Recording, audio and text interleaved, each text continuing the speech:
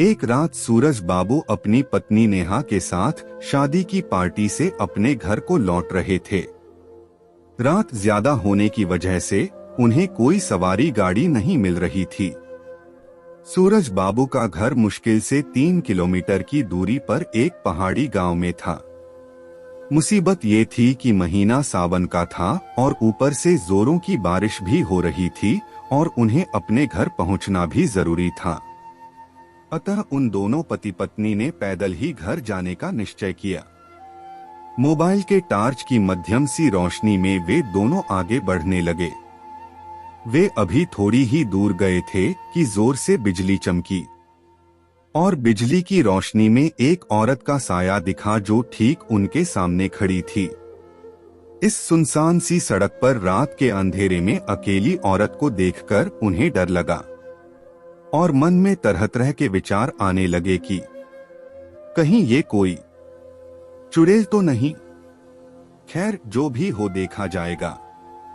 ऐसा सोचते हुए उन दोनों ने अपने कदम आगे बढ़ा दिए, लेकिन बिजली अब बार बार लगातार चमकने लगी थी और उस बिजली की चमक में वो औरत दूर से ही साफ साफ दिख रही थी, जो कि उन्हें रुकने का इशारा कर रही थी।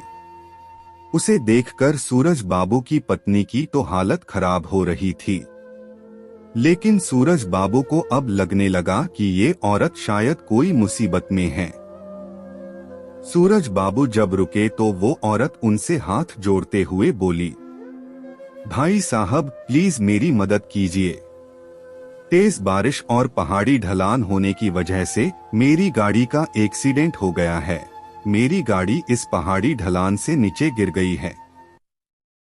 उसमें मेरी 1 साल की मासूम बच्ची है। प्लीज आप दोनों उसे बचा लीजिए।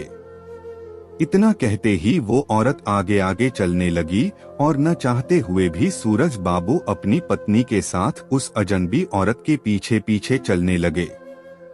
लेकिन एक अनजाने भय से उन दोनों का दिल जोर जोर से धड़क भी रहा था। जैसे ही वे दोनों पहाड़ी से नीचे उस गाड़ी के पास गए तो उन्होंने देखा कि गाड़ी में एक प्यारी सी मासूम बच्ची रो रही है।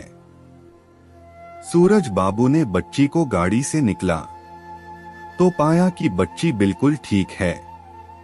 सूरज बाबू ने उस बच्ची को अपनी पत्नी की गोद में दे दिया। फिर सूरज बाबू को लगा कि ड्राइवर की सीट पर भी कोई है।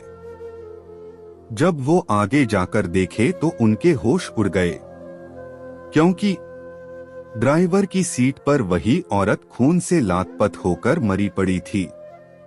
सूरज बाबू को अब सब कुछ समझ में आ गया था। वे दोनों पति पत्नी बच्ची को अपने गोद में लेकर अपने घर की तरफ आगे बढ़ गए। रास्ते में उनकी पत्नी ने उनसे पूछा, वो औरत कौन थी?